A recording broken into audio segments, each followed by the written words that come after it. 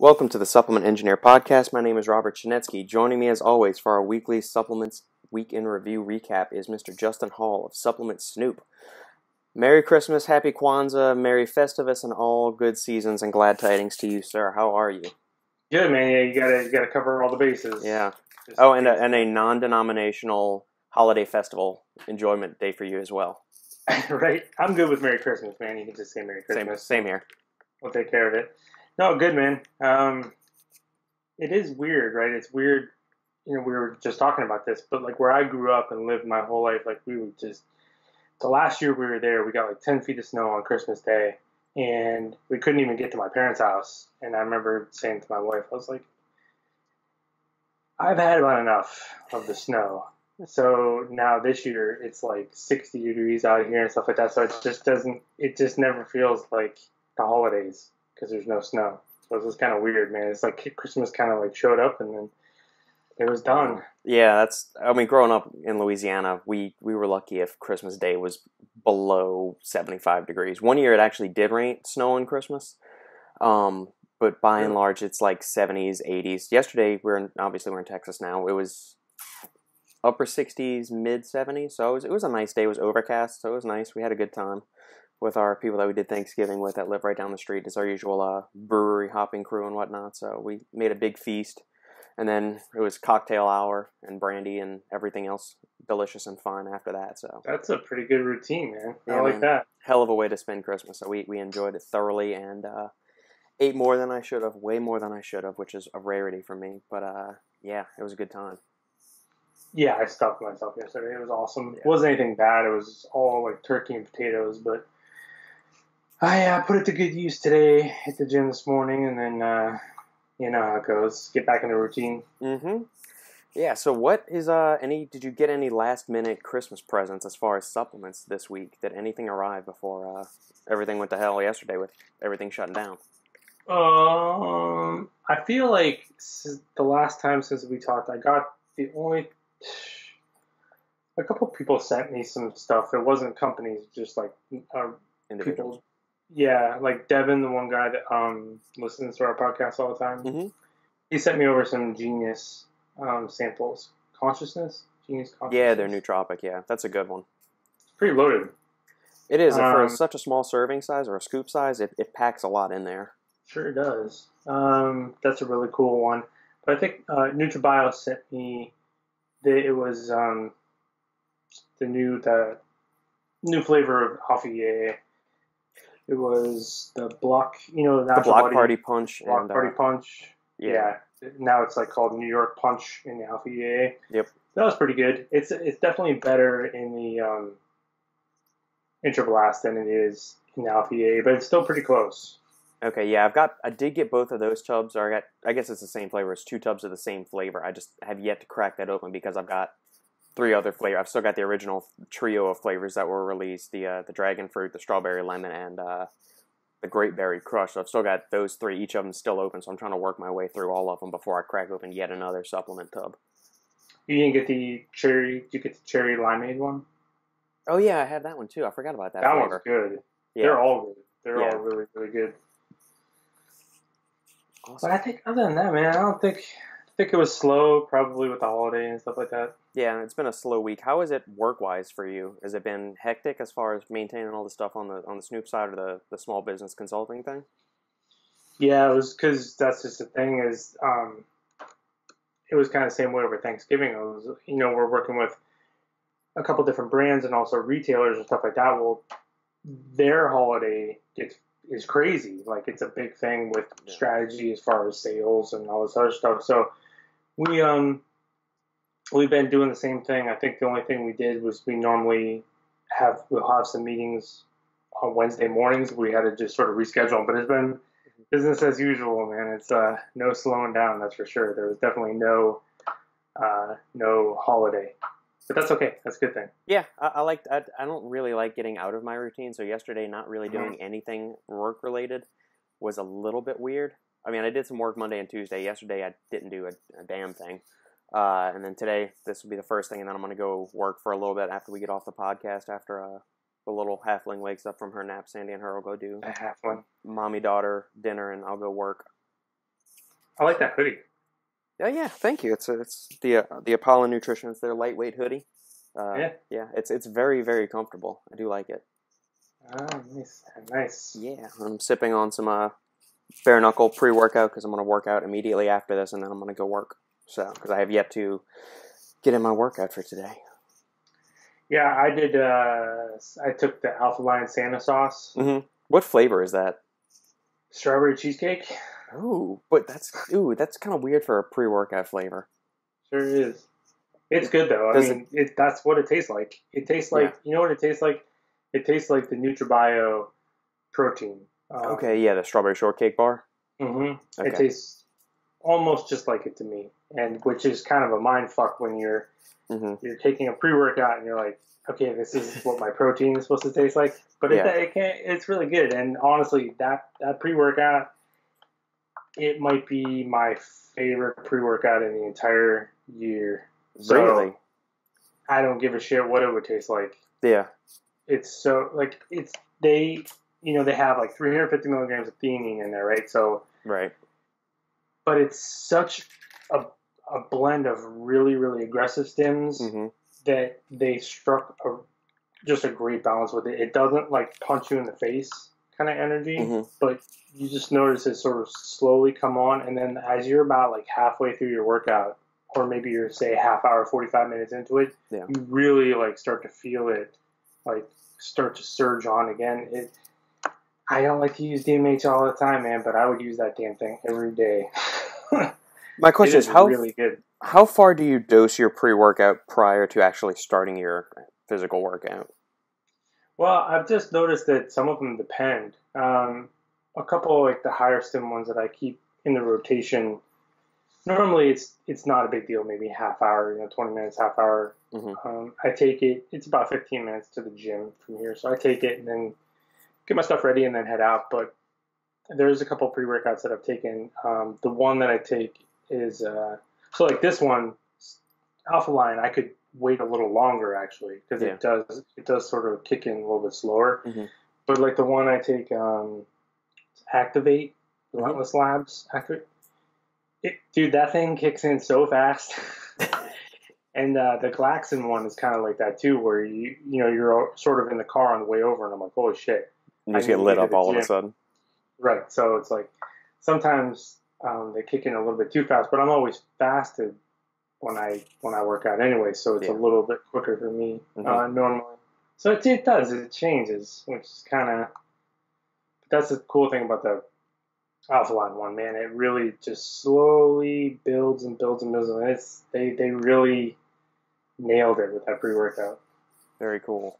What I always find interesting is the dosing time that they put on supplement tubs. They always say take, anywhere between 15 and 25 or 30 minutes prior to your workout. But if you go through and read some of the actual studies, every time they dose supplements in the studies, they'll give it to people and then they don't start their workout until an hour later because things like citrulline and even caffeine take up to an hour to reach peak saturation levels in the blood. So I'm wondering, for all these pre-workouts, is it just the fact that you might feel that initial surge of caffeine at maybe around the 20, 30-minute mark, but are you actually getting all the possible potential performance-enhancing benefits of it if you're only taking it 30 minutes before your workout?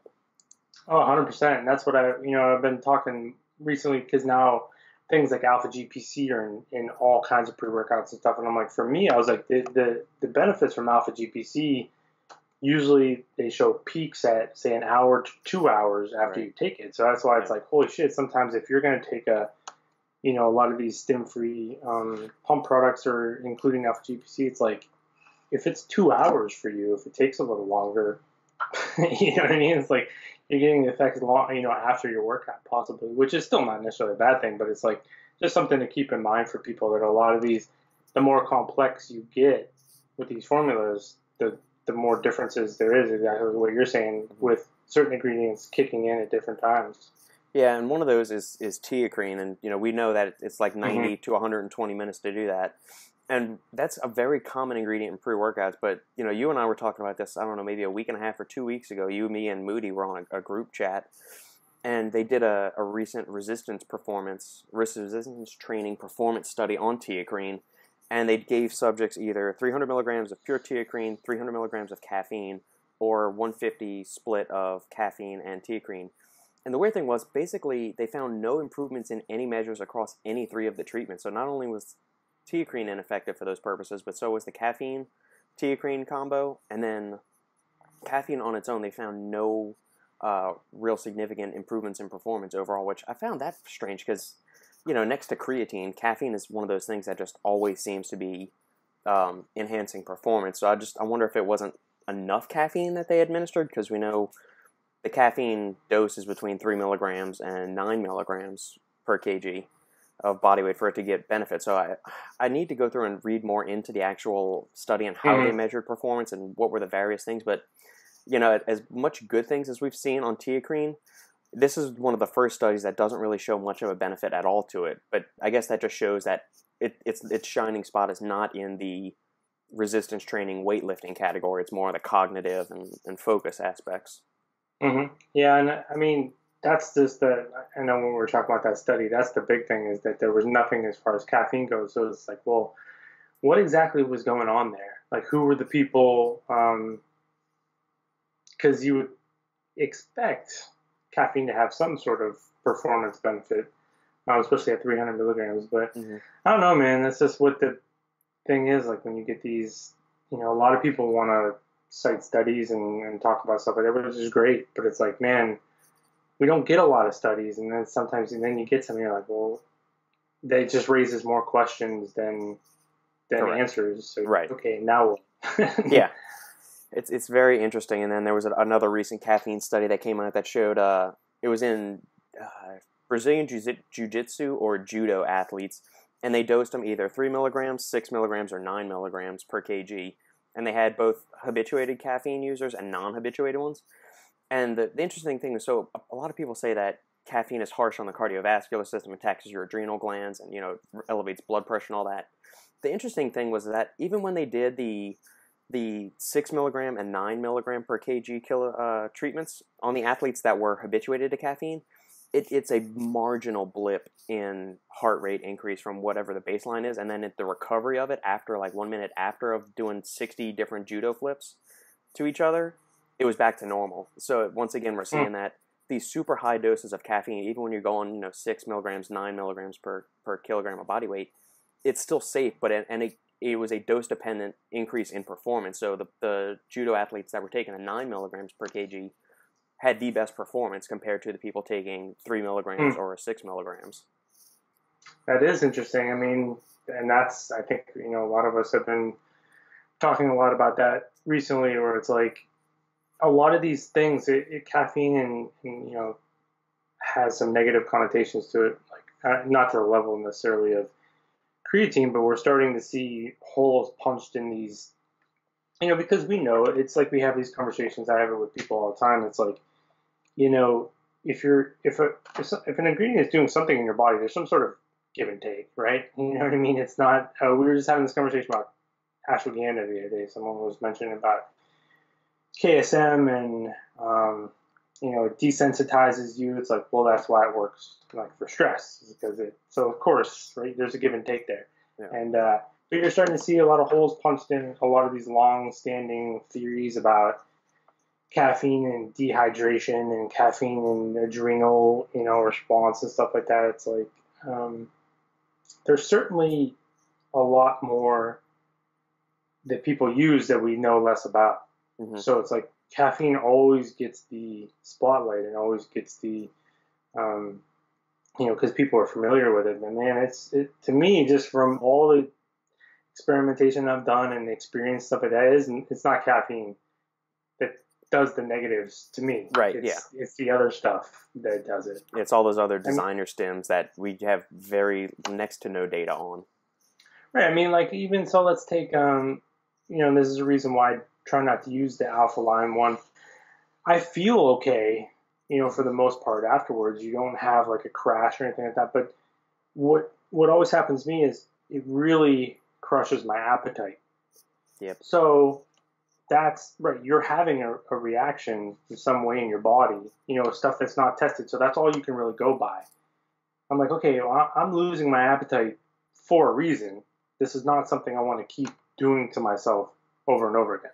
You know what I mean? Right. So this is kind of one of those things where, and that's the problem when you get, we just keep pushing the limits and you have all these different ingredients working and they're all at the same time. And then it's like, well, now we're just losing track of what might be helping and what might be hurting. Right. We're just sort of throwing these all around formulas together and you kind of get lost a little bit. Yeah, I would like to see one of the companies that messes with some of these designer stims, if they could muster up the funds or, go in with a couple of companies and they, a few companies band together and throw in one of these designer stimulant pre-workouts and see what it actually does. See if they, hook these athletes up to the EKG machine, have them do a VO2 max test, see where these things are starting to pop out. And even if it's a multi-ingredient formulation, we still understand what caffeine's going to do and how it's going to affect the body. So let's have a control, let's have a placebo where they don't receive anything. Let's have a control treatment of like 300 milligrams caffeine. And then let's have this multi-ingredient pre-workout formulation that's got 300 milligrams caffeine plus all these other designer stimulants in it. And let's just see what happens so we can actually start to get some kind of data on, is this actually going to help performance? Is it going to hurt performance? How does it affect blood pressure parameters, cardiovascular output, all of those kind of things? I would love to see something like that. I don't know if any of, first of all, it's going to be incredibly expensive to do that, but I wonder if any of these companies that mess around with these more aggressive stimulants would actually be willing to submit their product for this kind of testing. Or do they prefer to remain kind of like on the outskirts or in the shadows? Yeah, it's a great idea too. I don't anticipate that ever happening.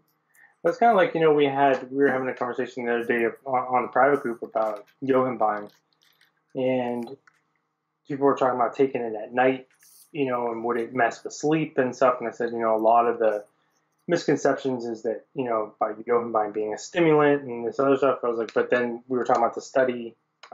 They used it to treat sleep apnea because it was preventing your tongue from blocking your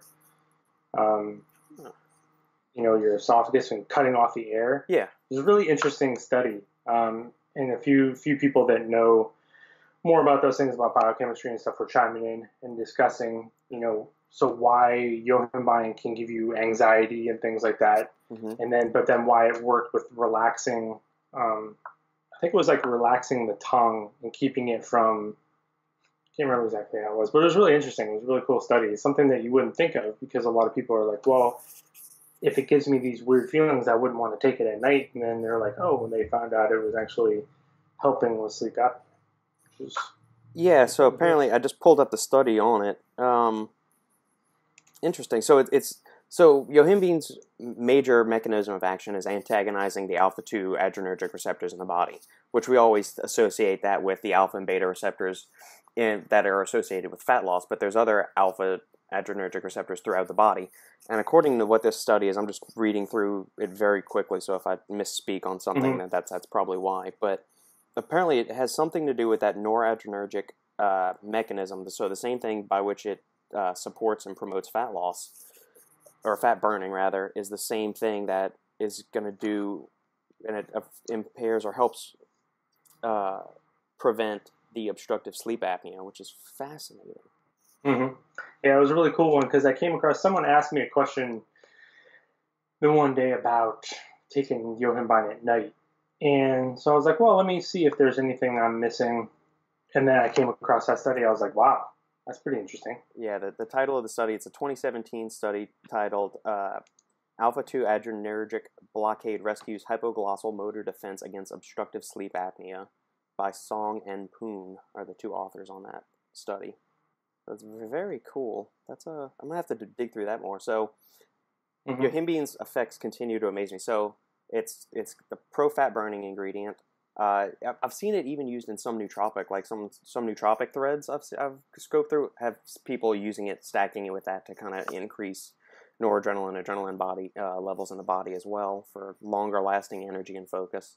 It's also got the aphrodisiac qualities, and it's got those, pro-erectile things that we've discussed last episode, and it's also might help you if you have obstructive sleep apnea. So if you don't have sleep apnea, I don't know if it would necessarily enhance your sleep quality, but if you're somebody that does have it, it might be worth considering. Just realize that you might wake up in the middle of the night a little feeling a little bit friskier, and if your wife's next to you in bed, just tell her to keep an eye Well, out. that's just right, and that's just it too. Is like, and then you hear it. I mean, anybody that's used yohimbine, that you will feel its effects. Yeah. And it's kind of like, okay, so, but then people need to, okay, well, why is that happening, and what are the other effects that come along for the ride? Because there's no free ride when it comes to that stuff. Yeah, there's a give and take with every ingredient that you use. But this is cool. This might be worth doing another article or something like that on the Supplement Engineer website. This would be something fun. I'm always looking for new ideas of just not doing the same old stuff. So finding unconventional uses for common ingredients could be a fun topic to discuss one day. Yeah, because I think that's what caught my attention about that study too. They were like, well, they hypothesized that because it does this in these people that, it might be able to help here, and they actually went through with it. I was like, oh, that's cool. Yeah. Fascinating. Very cool. And there you go. There's your afternoon for you. That is. It'll be yet another work thing to tack on after the workout and the other article I need to get at the door for a client. So yeah, we heard Vandal is getting ready to start their shipping, and we got the pre-workout. We finally got the full label, and we're obviously privy to sampling it from Moody, sent us samples. And so we've seen what the formula is for a while, and now the big reveal has happened, so we can actually talk about it a little bit more openly. So what do you think of the formula overall, based on the profile of it? Yeah, I mean, it's, I think, so there's a couple of things. I talked about this the other day for a little while. There's 3 ingredients in here. You could even maybe say 4. It's very standard stuff for the most part, right? Mm-hmm. You got caffeine, lots of caffeine. You got choline bitartrate, a low dose. You got tyrosine, big dose, citrulline, taurine, agmatine. Okay, so that's usually a skeleton that you're going to see a lot. And then when you see the other ingredients, that's when you sort of will see a formulator or a company sort of stretch our legs a little bit, and what ingredients can I pull in here that maybe might have multifunctions. That's what I like to see is, like, they put 150 milligrams of rhodiola in there. Mm-hmm. Rhodiola's got a lot of different cool things that it does. Right. So then the other pomegranate at 1 gram, that's a great dose of an ingredient I love. You see pomegranate in some pump formulas. Mm-hmm. Pomegranate's just a cool one, I think, and they have it in the clean energy and endurance matrix. So, and grapeseed is another one. Yeah, grapeseed, that's another great pump ingredient too. Yep, and a couple different, maybe functions that it has. So and then I thought it was interesting, they have the lemon balm, which a lot of people, because you see it in sleep aids and things like that, they associate it with calming and stuff, and that's fine. But I think another interesting property that it has is it's good for digestion. Sometimes with pre-workouts and stuff, it can really be harsh on people's digestive systems. Yeah. And things like that. So that could help there too. I don't know if 250 milligrams is a dose that could be there, but that could be another potential bonus of an ingredient like that in a pre-workout is, making sure that your GI system can handle this and not overly harsh on there. And with the dicaffeine malate too. So, I mean, it's cool. It's clearly, I know I'm biased towards Moody big time. Yeah. He knows what he's doing. That's what we've always said, is that he's incredibly smart. And he's got all the skeleton of what, makes a great pre-workout. So you solid dose of caffeine, solid dose of citrulline. Those are the heavy hitters. And then tyrosine for focus. I like taking the more aggressive tyrosine stance from like an energy and focus performance than doing the alpha GPC or CDP choline plus huperzine stack that nearly every pre-workout does these days. So I like that he's doing that. I don't know that, like you said, I don't know the actual dosage on lemon balm, but knowing him, it's that he very rarely, if ever, I can think that he underdoses something. I mean, he knows what the efficacious doses are of everything.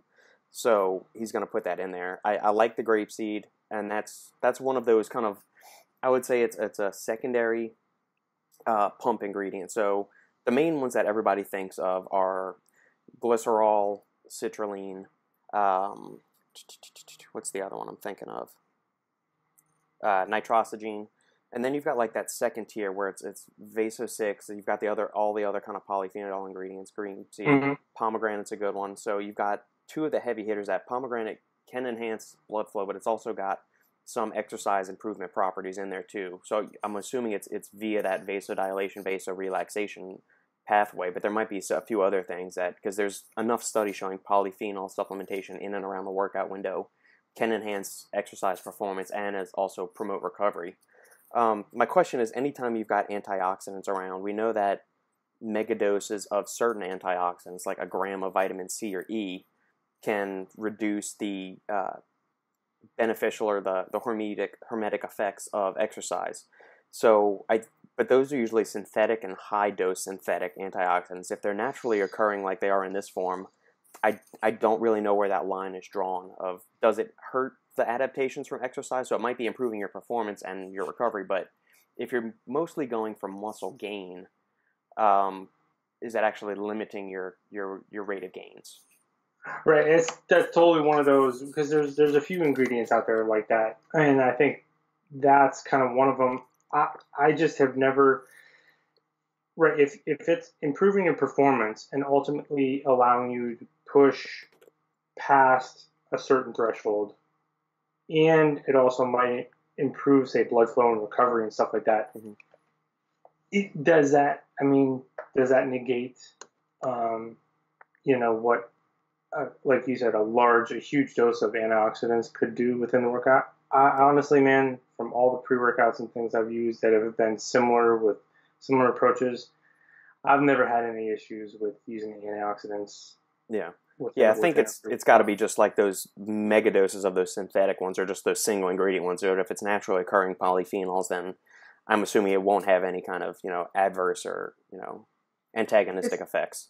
It's good to keep it in mind, but like I said too, if you're able to push through to a certain threshold that you wouldn't normally achieve, even if it's by a little bit, wouldn't that ultimately trump any potential negatives? We see the same thing when people get obsessed with vasoconstriction versus vasodilation and things like that. And well, wouldn't a certain vasoconstrictive formula negate any pumps? It's like, well, then you take them together and you're like, well, I'm having no issue with vasoconstriction and stuff. So it's just like, I've just never noticed much. But that is the other good thing, what I was going to say about Moody and this is they thoroughly test their products. Yeah. That was a long time ago. I remember we got a chance to try this. So yeah, I mean, this was like over the summers when we first tried it. I think it was June or July. Yeah, probably. And so they don't mess around. He sends it out to a lot of different people to get different. I know my wife got to try it. I got to try it because that was one thing he wanted too. Is it's a lot of caffeine. There's no exotic stims or anything in there. My wife doesn't take stimulants, so like, well, how did it affect her? How did it affect me? We went back to him with like our feedback and stuff like that, and so he covers all his bases, and I think that's the biggest thing. Yeah. So this is an interesting question, and it was partly inspired by the most recent episode of the Stronger by Science podcast that I listened to. It was their most recent Q&A episode, and it was talking about performance-enhancing supplements. So things like beta-alanine, citrulline, any of those that allow people to push further in their workouts. Are they really necessary if your only goal is just to, gain muscle and look jacked? If you're a competitive athlete, I could see pushing that threshold, but basically all of these supplements do is extend the body's ability to buffer out these metabolites, and so allow us to get out one or two other reps. But the issue is that in order to build muscle, gain size, you don't actually have to train to failure or push past that brink. We can gain size within 4 to 5 reps of failure on each set. So by taking these supplements, say instead of you're failing a set at 10 reps, you go out to 12 reps, but you're still hitting that wall of fatigue. So are these supplements really just making us do more work to achieve the same result? That's a curious thing. So we're not professional athletes. We're not trying to beat somebody in a bench press competition at like the NFL Combine where we're going for a 2 extra reps. Our goal is to just initiate that stimulus in our bodies, create that metabolic disruption to cause the body to go through muscle protein synthesis, build, repair, grow new muscle tissue. And are these actually making us work harder to achieve the same results? Is something that I was been rolling around my brain this past week. And I want to get your thoughts on it. Yeah, I've always thought, you see, most everything like in supplements, think about it just on its surface. Like a lot of times what I have to explain to people is I was like, this supplement is not meant for you, right? Yeah. The 99%, right, always want to adopt the practices of the 1%, that whether it's sneakers or workout gear that people go and spend hundreds of dollars on. People ask me like, well, this Under Armour technology, it's like it's not for you. Like that's who's going to buy it, but that's not who's going to gain any sort of real benefits. All it's really doing is probably going to motivate you to go to the gym and do things like that. And I think that's a lot of things that we run into when it comes to supplements is, if you don't, most people don't have specific tangible goals like that. Like, oh, I want to knock off, a 10th on my 40 time because that'll allow me to get drafted, a higher round in the NFL. Like, people don't have those goals. Right. So first, what are we really doing? And like, how are you even measuring it to begin with? Like, how do you even know? You literally, most people have no idea, including myself. Like, you take stuff and it's like, well, I had a great workout, but how can you put that into a tangible, sort of put it down on paper? Do I know that I had a great workout, or I just feel better? So it's like, I get it. A lot of these ingredients are just, they're there and possibly helping you, but probably more geared towards a certain percentage of people that have specific goals. But at the same time, is it still, quote unquote, helping you? Well, sure it is, at times, but you probably aren't seeing those specific results that the people that really need it are. I agree. I think it's a great conversation.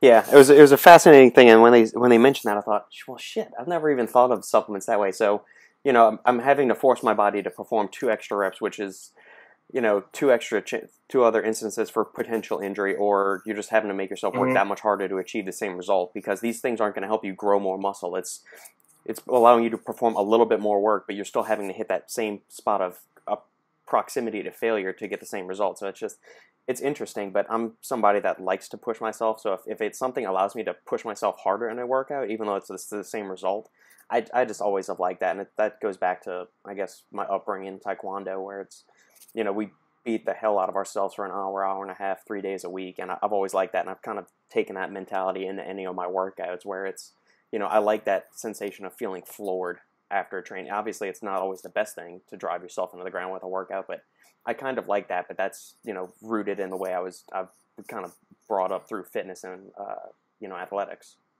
Well, I think there's something to be said too for, as you train longer and, say the anti-aging effects of exercise and stuff like that.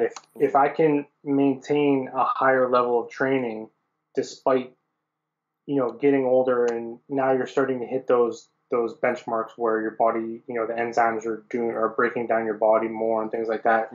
Maybe just life in general is supposed to be stopping you from still maintaining this higher level. Like if you're even like look at professional athletes, but it could be anyone, you know what I mean? So it's like if these ingredients still allow me to keep a level that I'm used to, that I'm comfortable, that I love, and push and still to be, say in your 40s and 50s, maybe even your 60s, and still hitting, maybe some marks that you've never hit before. I think I think there's something to be said for that. I think, is it, if we really weighed it out on paper and the money that is spent on all this stuff, would it be worth it? I don't know. But it's an interesting conversation. Yeah, and there are much worse vices to be spending your money on than supplements. I mean, it's a pretty harmless one when you can compare it to something like drugs or alcohol. So, yeah. I think that's what most people that I run into also, this is your hobby, working out, taking supplements, stuff like that. You don't really have a lot else, things that you do. You don't have a lot of other things. So it's like, this is correct. So people are always looking for those little tweaks and talking to other people about their experiences, and that's why this stuff is also popular in reviews and chats about it, because people are just, you're still in search of that thing that we're never actually going to find this way. Right. But there are little things that you do discover along the way that do make it worth it. Correct. So we hit Vandal pretty good. I'm excited for that one. I know a lot of people are excited for it. Yeah. So. Yeah, so Moody, if you're listening to this, I know he says he very much enjoys our weekly banter. So Moody, when you hear this spot on the podcast, immediately pause it and then go mail me and Justin each a tub of this so we can get it into our rotation. Thank you. That's You're messed welcome. up, man. That's messed up. I'm Moody. I'm gonna buy it, buddy. Don't worry about it. I won't be like that. Let's see. Blackstone. So GG Labs was a sister company of Blackstone Labs. It was their gamer brand, and now I don't know if they've completely folded GG Labs, or they're just porting this product over to it. But this is their gamers formula. It did send that to me a long time ago. It was like this was in the early, I want to say it's like earlier stages of gaming supplements. Yeah, because 2017, that was, before a lot of these things. Yeah, G Fuel is the only real big one around at that time, I think, and they released this one to probably try and go head-to-head with it. We get a gram of choline bitartrate, 245 of alpha GPC. I don't know if that's the 50% yield or not, so we'll just say it's 245 alpha GPC. 200 milligrams caffeine anhydrous, 200 milligrams theanine, 5 milligrams of bioperine black pepper extract, and 25 micrograms of huperzine A. What are your thoughts on the formula? Well, I mean, it is still better than a lot of. It's very simple, very straightforward. Mm-hmm. It's still like what I said the other day. The gaming supplements are always code for shitty nootropics. This is better than a lot of gaming supplements I've seen. I mean, we got some choline, some caffeine, some theanine. Wow, right? Yeah. But it's not horrible. I don't know what they're $28.99. Well, Blackstone charges more because Blackstone does a thing where you go on their website and then you use an athlete code and it's 40% off or 30% off. Yeah. So that's why Blackstone's one of those ones. If you go to their website, you can never pay full price on Blackstone's website for anything because, and someone will usually pop up on a chat bot or something and say, "Hey, use my discount code," and it's like they're just, it is what it is. Yeah. But I mean, I'm sure I remember using it and I was like, "Oh, that's kind of cool," but it's better than an energy drink, not as good as nootropics that we see for the most part. So it pretty much fits in that, but it is better, I would say, than a lot of other gaming supplements that I've seen come out. At least these ones, it's using very simple ingredients, but at least it's using good dosages, though. And it's transparently labeled, too, which is a big plus for me anytime I see a nootropic. Regardless of how good or bad the formula is, I think it just always needs to be that, especially when you got stimulants and nootropics all and those things in there. Don't prop in that crap. I agree. There's nothing that you're doing that's other people don't know about or anything like that. So I agree. It's just usually a way to, because you could easily just put 2 milligrams of choline bitartrate in here, a little bit of alpha GPC, and people will still notice the caffeine theanine combination. So they could have prop blended this and not added as much choline source, but you got some choline source, you got a acetylcholinesterase inhibitor, and you got some caffeine and theanine. Mm-hmm. Were you much of a gamer growing up? Well, I'm not. Actually, I just started. So we were watching The Witcher, the show The Witcher that was on Netflix. I started the first episode of that. I have not, and then I haven't finished it yet. Is it good? Is it worth watching or not really? Well, the thing is I loved it, and my wife loved it, but it's because we already are fans of the series because it's based on books and video games. Yeah. And it was funny because I played that video game. It's a 3 video game series. It's amazing. The third one is amazing. I played through that game a lot, and we finished the show the other day, and I started playing the game again because I'm like, this just the whole world that they're in and the characters are so great. So yeah, I do. What platform was it on? Netflix? No. The games. Oh, it's on everything. I have a PlayStation 4, Okay. but it's on. I think they have it on PC and Xbox. I think it's on everything. Okay. All right. So growing up, did you play a lot of video games, or is it more you play more Hmm. now than you did growing up? No, I definitely played more growing up. If I had time now, I would. Yeah. Um, I maybe buy like one video game maybe a year Hmm. anymore. Sometimes not even that much, but Yeah. I still there was a few games that I played a lot.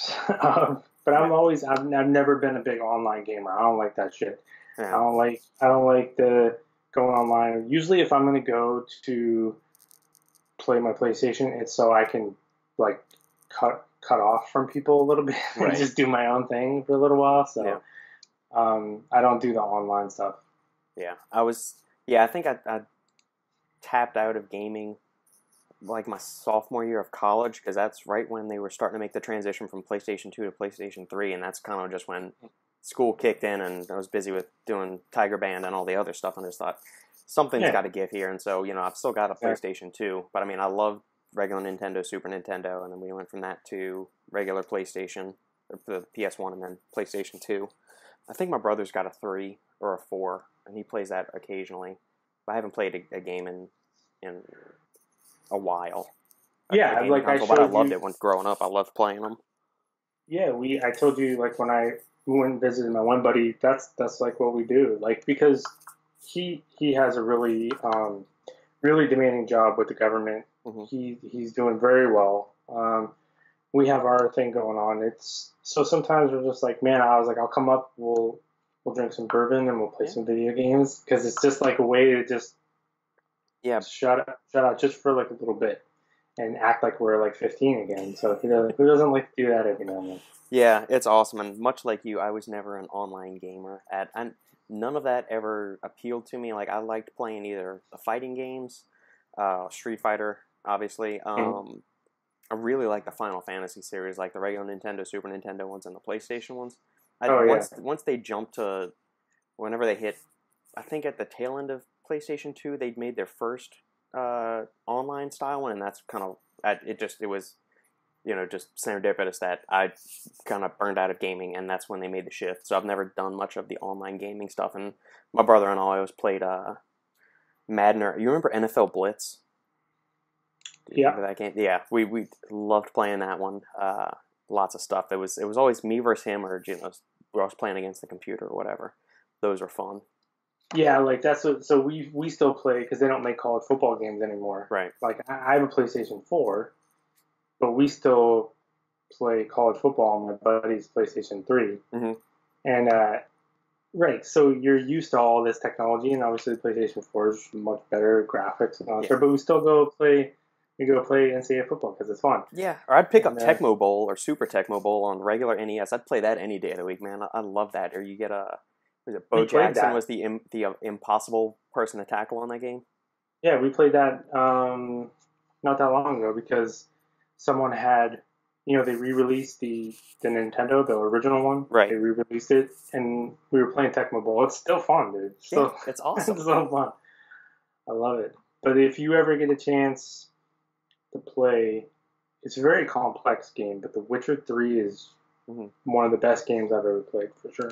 So anyway, they made the show about it too, and Yeah, so we were watching that. It was really good. I thought it was really good, the show but was well done. From speaking as an authority on the subject matter, you thought it was a good show.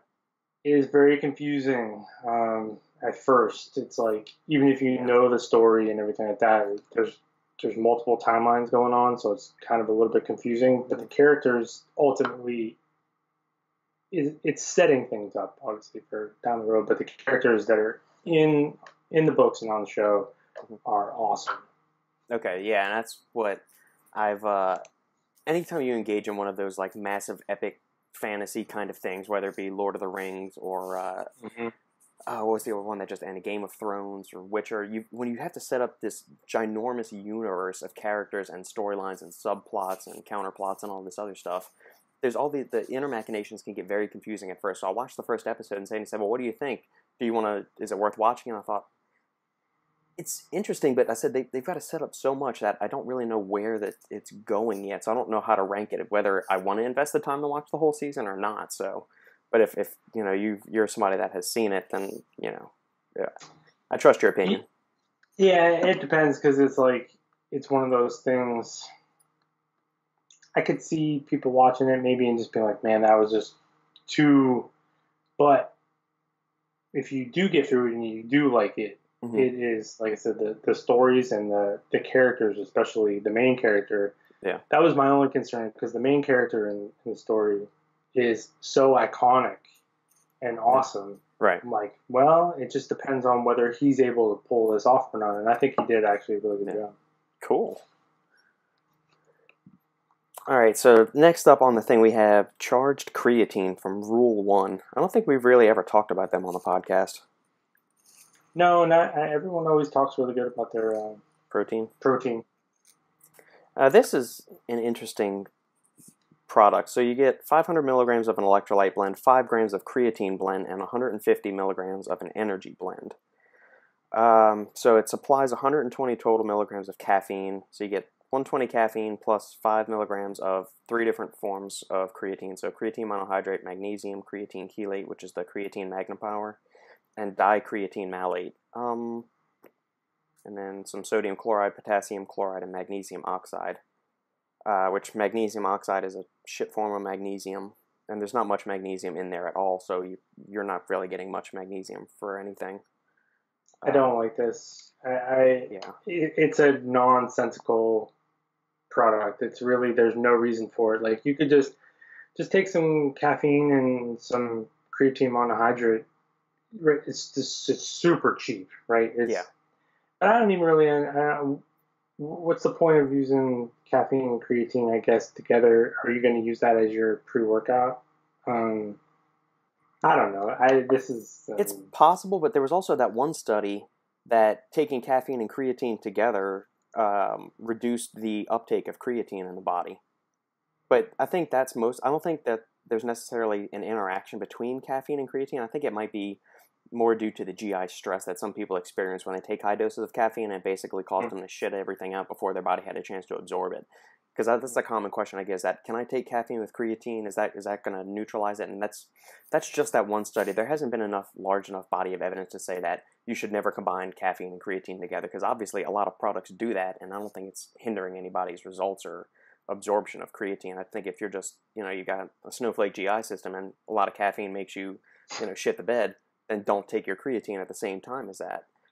Yeah. Like you said, this product is, I just trying to be cute, and it's a waste of money. Right. I don't see a reason. I don't see why. Like what? Why have an energy blend of those multiple different extracts? Why have a creatine blend of 3 different kinds of creatine? Which, okay, if you're gonna have magnesium creatine chelate, that's not creatine magnipower. It's not listed that it is. Right. So I don't know, man. This is a why. Like I don't know. Charged creatine. Like maybe it's because creatine's making a comeback, man. Which I'd be glad to hear that people are taking their creatine again. But I don't really see. I would expect something like that to come from a cellular or something like that. Right. But, do you would you recommend creatine to individuals that are under 18 years of age? Because I had somebody reach out the other day that says, "Hey, I'm a 15-year-old athlete. I don't know about creatine. What do you think about it? Is it safe? Blah blah blah blah blah." So, what would your response be if you were presented with that prompt? I've been asked that question a lot. I don't think so. Is it safe? I don't see any reason why it's not safe, for people. But is it really necessary, like for someone that's that young? Probably not. I know 15-year-olds that take it. I know, young people that take it and don't have any issues. Because for me, a lot of the cool things about creatine, why I recommend it to so many people, is it could potentially, when you're looking at things, cognitive, health and things like that, where it's providing ATP for the brain. That's stuff that starts to taper off as you get older. Right. You know what I mean? So it's like a lot of these benefits that And what I say too is usually I'm like, okay, so we don't want to wait till it's too late and try and reverse it. So is creatine something that could possibly stop this from happening? Is it a very cheap way to try to do that? I think so. But is you're gonna? I guess if I don't know. I think creatine can be taken by pretty much anybody, but at the same time, do you really need to at that point? I guess it would depend on their training and what their diet's like and stuff like that too. Right. I guess. Yeah, and you've always got the caveat of always consult with your doctor before radically changing your diet or exercise program. Well, especially as people have started to adopt this, staying away from meat, animal byproducts, and all that other stuff. It's like, well, if you're not getting any meat, then you might not be getting enough creatine, and so you might want to be taking a look at that anyway. Yeah, and those are the populations where creatine's got the most potential for cognitive enhancement is in the vegan, vegetarian, and the elderly, because none of those three populations tend to get enough creatine through the diet. Right, and that's where all the studies are usually done because scientists look at that and they go, okay, you're lacking something that's very necessary. Right. So let's do studies on them, and then they find they're like, oh, we were right. Yeah. So that's why we always just sort of like, hey man, if you want to do that, if you want to adopt that lifestyle, that's fine. Just make sure you just know that you need to make some tweaks in the rest of your day to prevent hopefully some pretty nasty things. Correct. So next up on the docket, C4 Cellucor. Your boys over there are releasing a new energy drink. So they've already got the C4 energy or the carbonated one. They've also got the natural one too, which has got some nootropics loaded into it. Which the flavor, for being a stevia sweetened carbonated beverage, I actually enjoyed the strawberry whatever flavor it was I had. Yeah, because when you told me the formula of that one, that was like a nootropic. That one, it actually sounded pretty good. So like, what the hell's the difference? Yeah, and they've got this new one called C4 Smart Energy, which is hyping itself as super brain performance fuel. But we don't have any details on it yet. Details. So I'm wondering what it's going to be. Are they actually going to put quality doses of nootropics in there? Are we going to see like 500 milligrams of N-acetyl-L-tyrosine, 200 milligrams of caffeine, and 50 milligrams of theanine? I just want to see what's going to be the difference between this one and the last one. Yeah, C4 Natural Energy, and all of the other ones. The flavors sound good: cotton candy, freedom ice, and electric sour. I just know that, like I said, unless they, for some crazy reason, send me some. Yeah, you're not going to spend the money on it.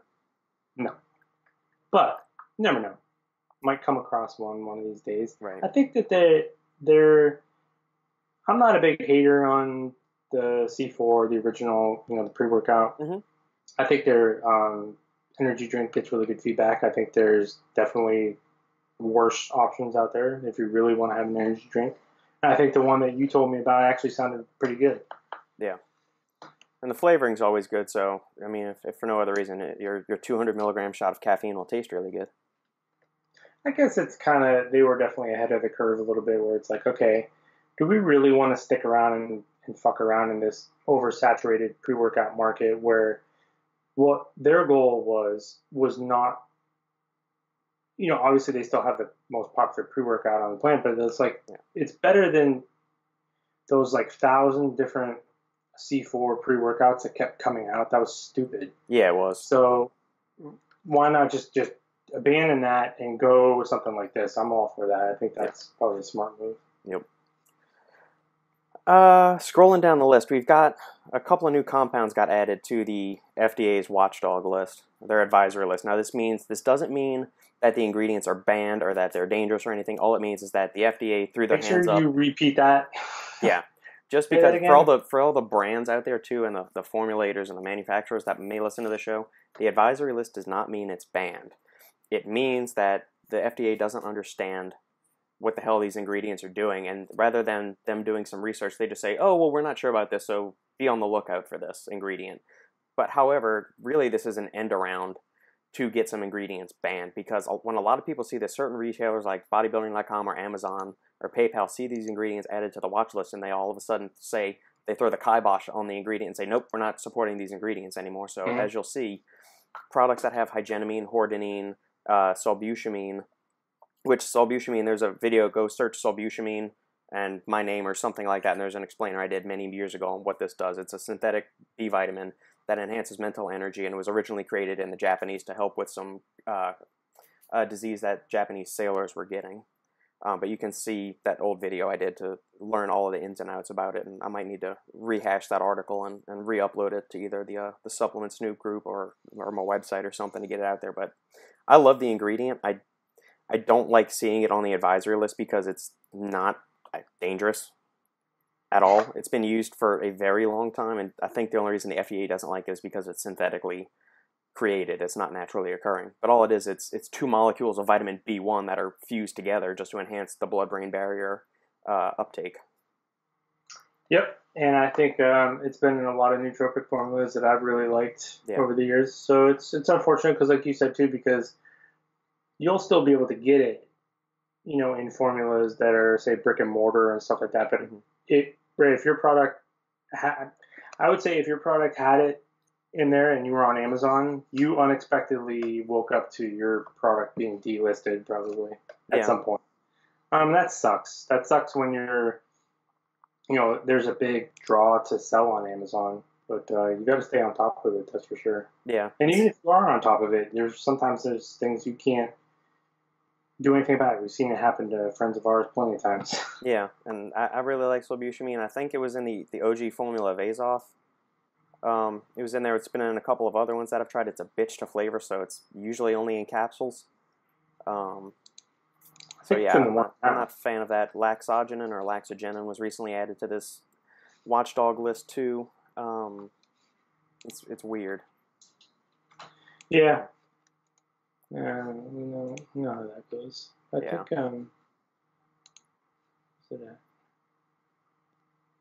it was in. I think it was in the last version of Azip.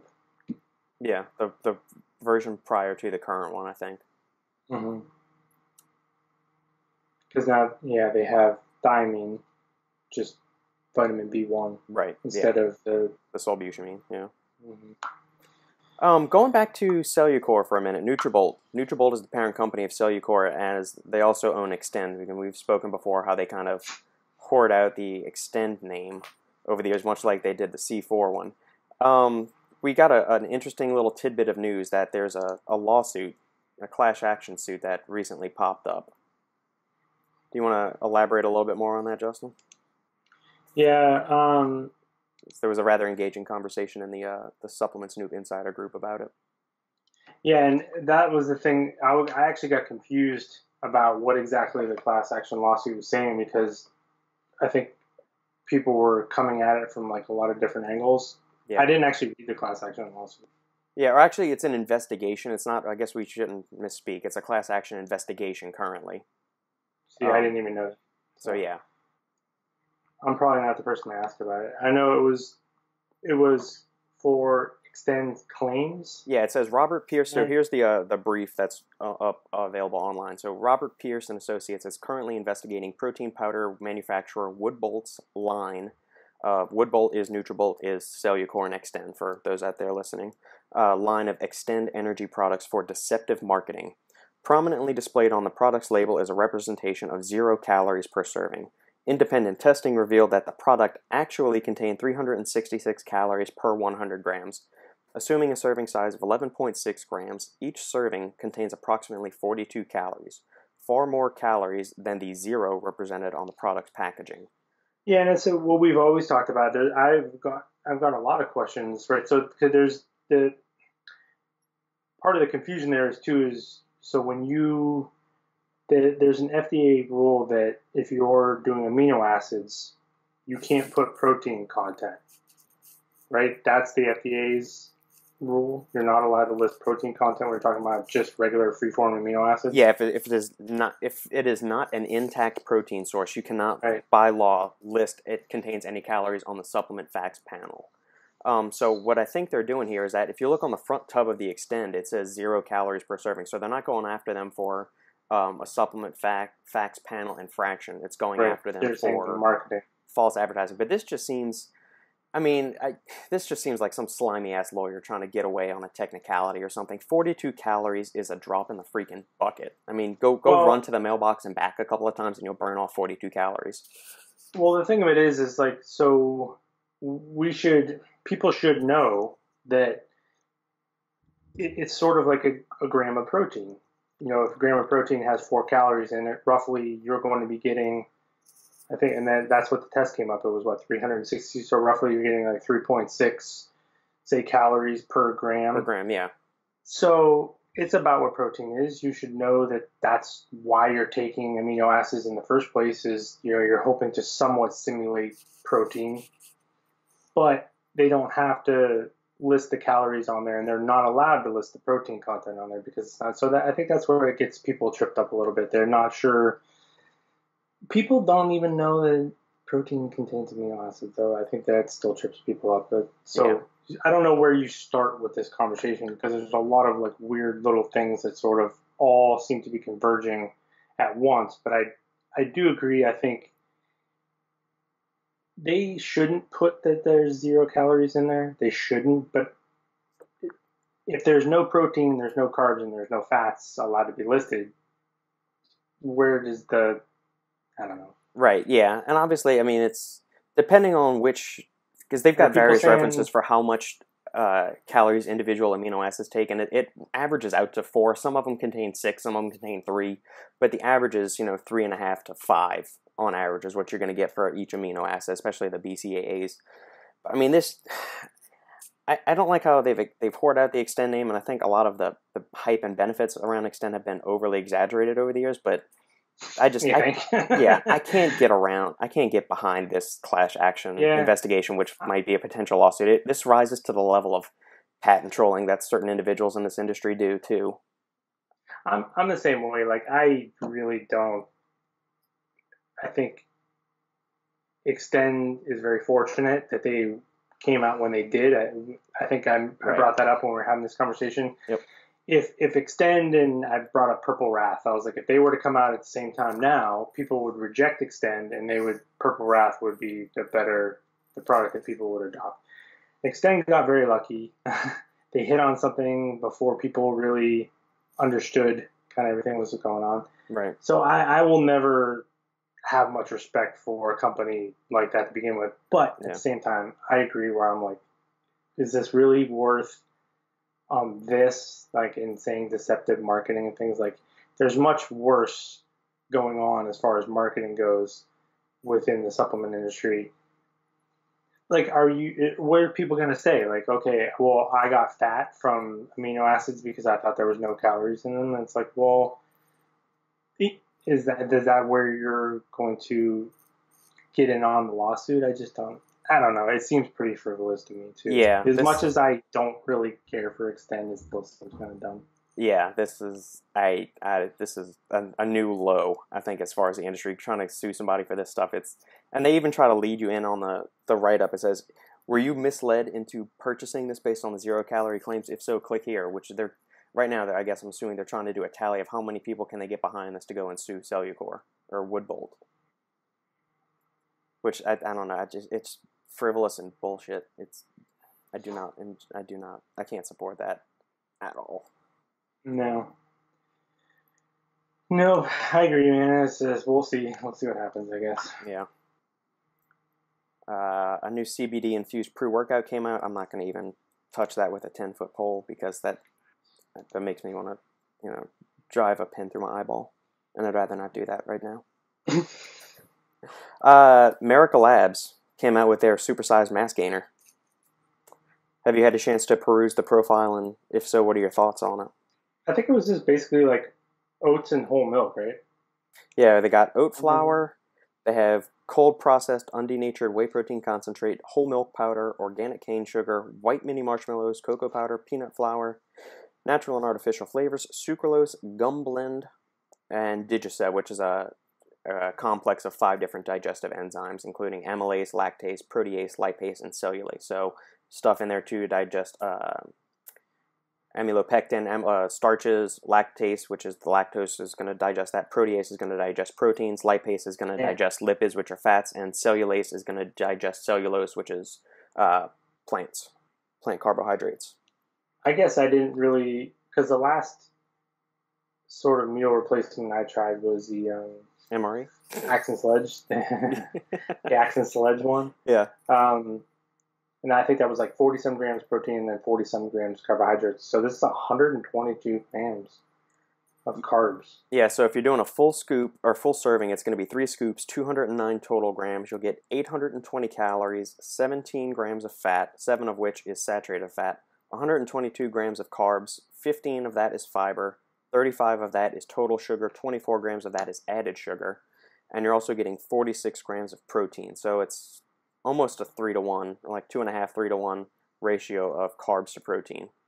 Well, I do like, so if you're going to do stuff like this, if you really want to, so it's using whole milk powder, it just, to me, man, like, I like what they do. I mean, if this is what you're looking for, but just mass gainers in general, to me, just have never made a lot of sense because the quality of calories that you're getting is just, I mean, for $4 for a serving of one of this, it's like, I don't know. It's fine. You know, you're going to get a ton of carbohydrates. You're getting it from cane sugar. That's cool. Whole milk powder. That's good, right? You're getting a more intact protein source. We've had that conversation plenty of times. It's like, well, you know, isolates and concentrates and whole milk, and it's so you're basically getting some oats and whole milk and then some sugar. Yeah, that's cool. Yeah, I guess if you don't have access to a blender or you don't want to, you know, mess with making it yourself, this is one of the cleaner or better gainers on the market for you. It's not just maltodextrin and soy concentrate or sodium caseinate or something like that. Yeah, let me say that first. Like, first off, compared to other mass gainers, maybe besides, you know, NutriBio has one, I think Extreme Mass, this is much better quality sources than 99% of the ones that I've seen to this date. You know, where you have those fucking people with the amino spiking you would constantly see that in mass gainers because you would see taurine down there, you'd see glycine, you'd see creatine, and all of a sudden you'd have these fluffed up protein numbers and all that other stuff. So at least we have come a long way, I think, as far as finding better sources for these calories. Yeah. I'm sure it's going to taste pretty awesome. Yeah. Merica Labz' stuff usually tastes really good. Yeah. That's cool. I mean, you know, like I said, if you're dead set on a whole food based mass gainer, I would say. Yeah, you can do that, or just, you know, we can give a quick recipe. Throw in 1 cup of oats into a blender, 1 scoop of protein powder, 1 tablespoon of peanut butter, 1 cup of milk, half of a frozen banana, a couple of ice cubes. You're welcome. There you go. Well, you know, if you really wanted to, also, like, you can take, you know, some oats. You could take some milk, but then, you know, like that Devotion Nutrition has been releasing all those their flavoring systems. Just get some of that stuff. Yeah. You know? You can flavor whatever you want. Exactly. But it's all good. I get it, the convenience, and it's a cool company. You know, if you support Core and Merica Labz, I'll never tell you that you're doing the wrong thing. I think companies like that, we had this conversation the other day about it's great that so many people can get into the supplement space and start their own companies, but it's really just not a long-term proposition. These companies are going to die off. Yeah. The economy is doing so well right now. Money is flowing really well, and so there's this rush to be the next. Everyone thinks they're going to be, you know, the next one. Looking like Bomar's on here. Everyone's like, oh, that's going to be me, or Redcon, and it's like it's not realistic. So I think not. I made a point the other day. Someone asked me like, what do you want to see in 2020? And I said, you know, a lot of these companies, what I see and what I think, you know, also from talking to a lot of, you know, the Doug Millers and people like that, there's things that they want to do and that they could do. They have the resources to do, but because of the way the industry is it's like mashed in this little box. They can't do much. You know what I mean? Right. And it's because we just had it's too confusing, it's too saturated. So I think that they sort of have to play the game that everyone else is playing rather than they could probably do some cool stuff. So I want to see the stronger companies, not necessarily just the ones with the most money. I want to see the ones that have the resources, but also that's why I talk about Core all the time. Yeah. They have a good team over there, good resources. They make quality products. They're one of those companies that I want to see sort of survive this. You know, the NutraBios, the Cores. I want to see them survive this. Right. Whatever we're looking at right now with this, where any asshole, it's just constantly like manufacturers releasing new brands. Yeah. You know what I mean? It's like they're going, okay, well, let's make up a new line today, and people think it's a new brand. And I don't know, man. I just, at some point, that bubble's gonna burst, and I just hope that certain companies are still there when it does. You know what I mean? Right. Because before there was like the EAS and Animal and stuff like that were the big ones like back in the day, and I kind of hope you see that sort of happen again, just not the same products. You know, we'll have better products from better companies to sort of survive this. Right. I don't want to say Darwinism of the supplement industry, but kind of. Yeah, but you're right. That's just my little. I'll get off my soapbox. No, good man. I enjoy your soapboxes. There's not enough of them. The nominees for the brand of the year for Stack came out. So they do a newcomer, they do a functional food, which we covered last time, and the International Brand of the Year award. So the regular Brand of the Year award nominees are Ghost, NutraBio, Redcon One, Bomar, and Inspired. What honestly, what did I know that people realize that I'm not a Redcon One fan, but what did they do this year to justify this? I know they've signed a lot of athletes, but I mean, like, what products did they come out with in 2019 that justifies that they're the brand of the year? Now, granted, okay, now if you're just saying, did they give away more shit than everyone else? They opened up a gym, stuff like that. Okay, if that's part of the criteria, but they didn't. I didn't even know if they released a new product in 2019. I think they maybe revamped their joint formula and one or two other things, but you know, I don't understand why they're at the top of this. I can understand NutraBio because they released one new product or flavor every week for the first 6 months of the year. Like 6 months. Yeah, Ghost came out with a couple of proteins this year. They also had that clumpy pre-workout. Inspired is a good choice, I think. Inspired did a bunch of stuff this year. They a lot of cool stuff. Yeah, a lot of good stuff. And Bomar did a ton of stuff in like the functional food category with their protein puffs and the bars and everything else like that. So I can understand that. The Redcon seems like the weird one here. I don't know.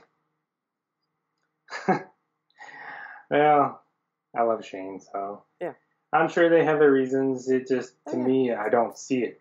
I just don't. Right. I don't see it. And that's not even me. I don't have actually anything against Redcon One. I just don't understand stuff like this. Like, they have a very specific, very successful, on paper, business model.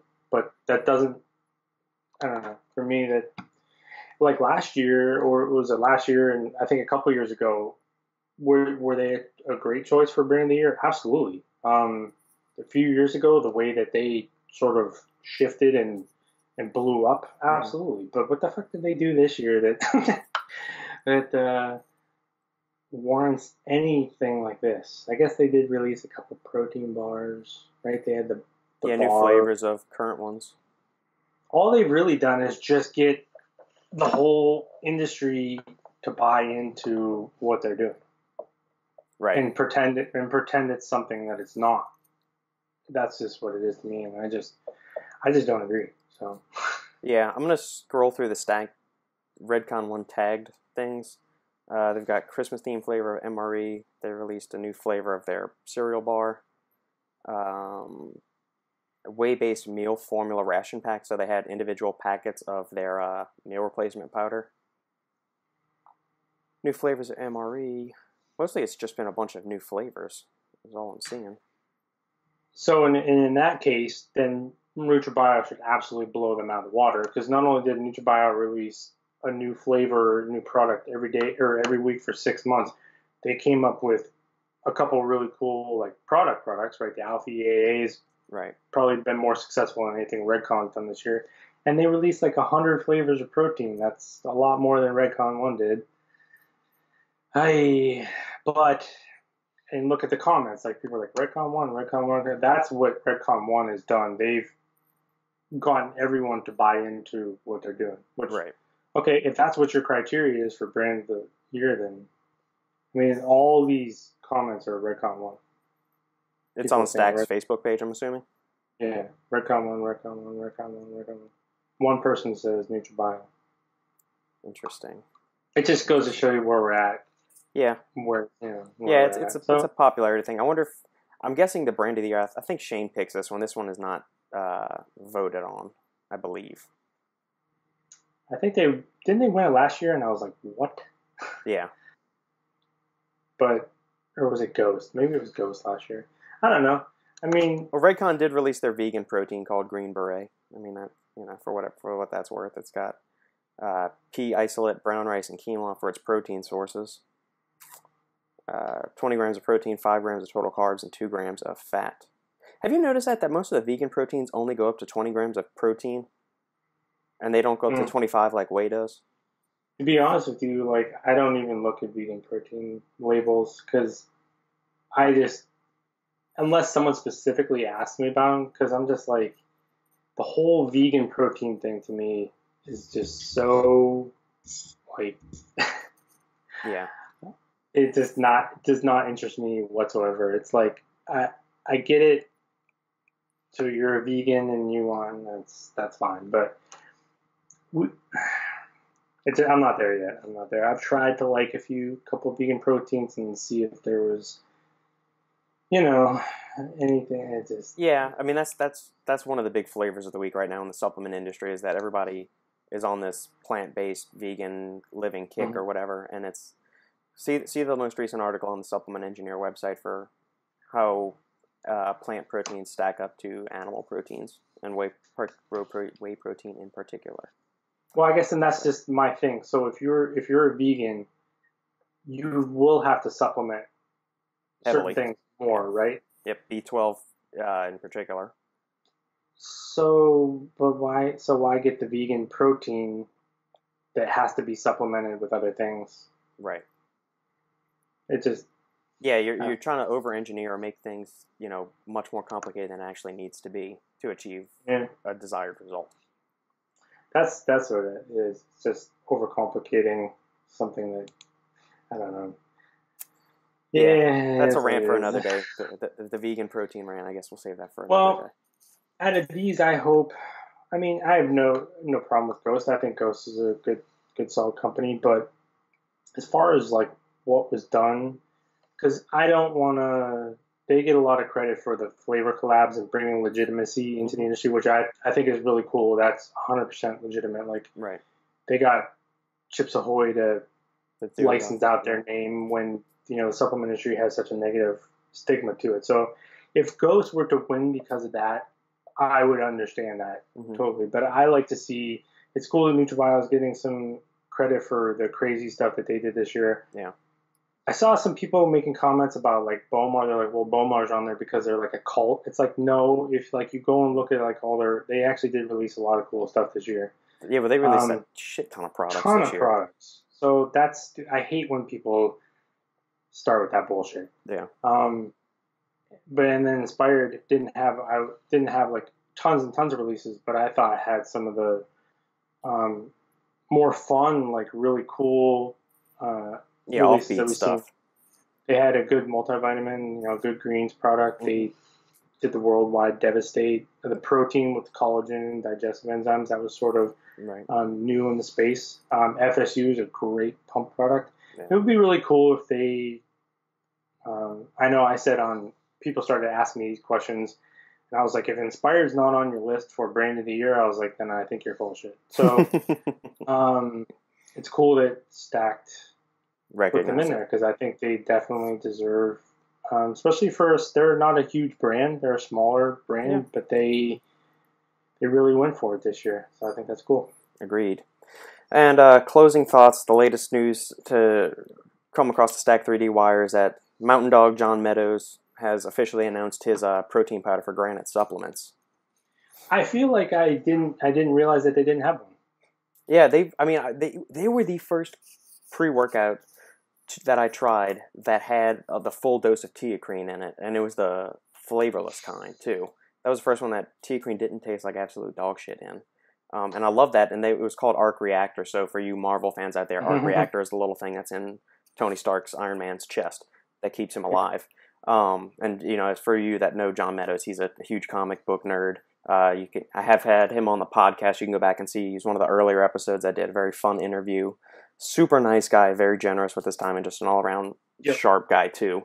Nice, genuine dude. I would love to see Granite be another one of those companies that makes it through this, whatever we're sort of seeing, because they have a lot of good resources. Mm-hmm. They have a great team over there. John, you know, if you're in the supplement industry, literally everyone, like, someone's going to not like you for something, right? I've never heard, like, I talked to a million people, and not one person has ever said a negative word about John Meadows. And when you are in this industry and all your peers, all other brand owners and stuff have nothing but good things to say about you, that says a lot about who you are and what kind of company that you run. That I've literally never heard a bad word about them. Yeah.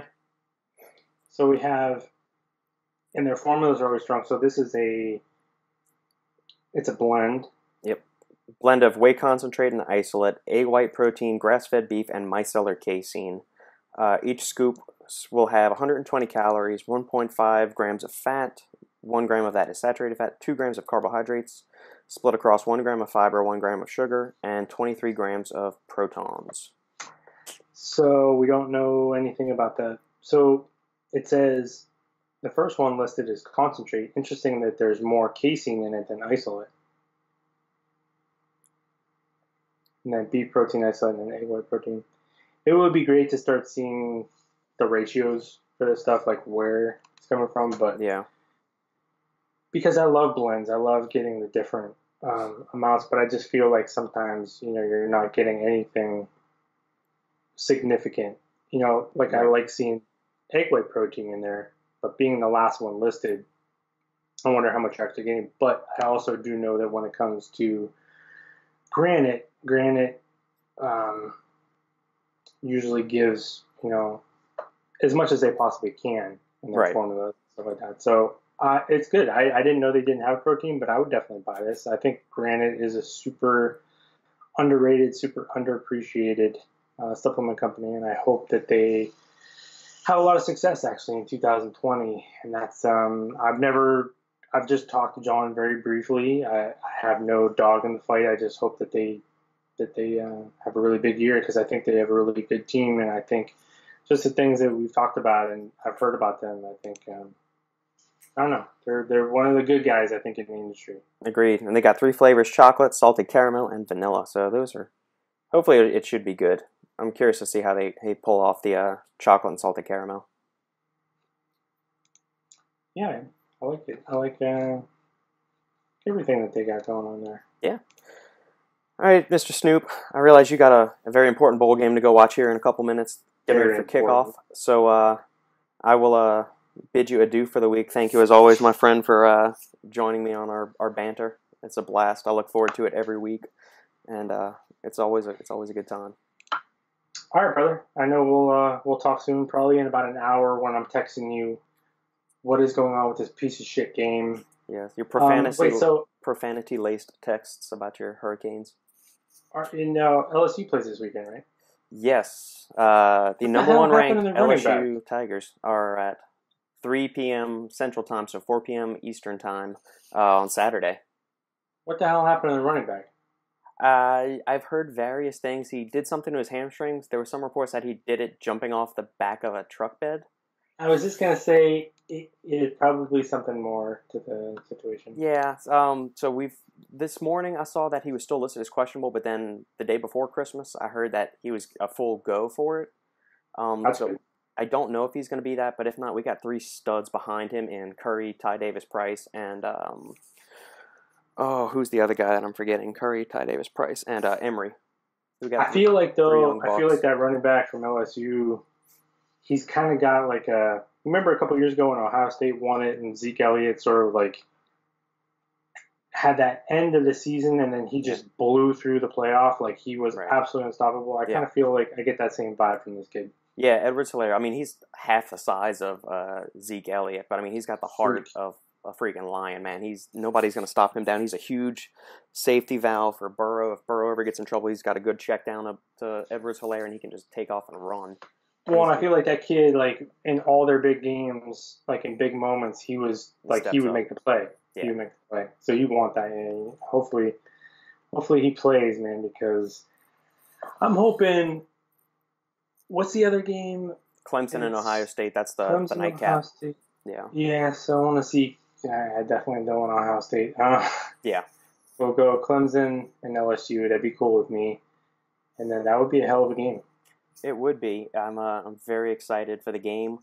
Hope Hilaire's healthy for the game. If not, we're favored. I think the initial line was us by 17, and Oklahoma's also without 6 of their players because of various, I think, educational infractions. They didn't make grades. I did see that.